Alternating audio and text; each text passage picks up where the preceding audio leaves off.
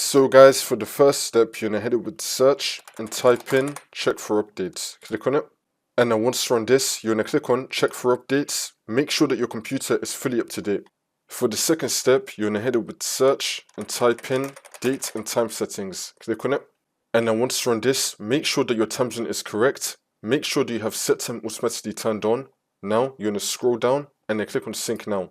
Make sure that your date and time is fully synced up. For the next step, you're gonna head over to search again and type in Windows PowerShell. Now once this comes up, you're gonna click on run as admin and then click on yes.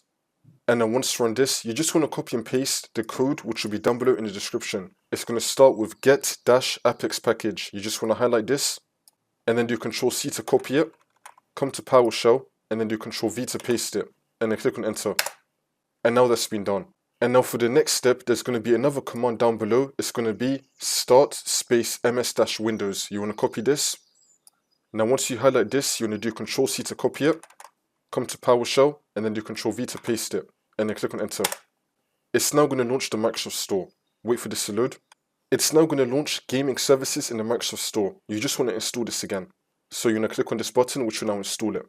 And then once you install gaming services, for the last step, you just want to restart your computer. And then this should now fix your problem.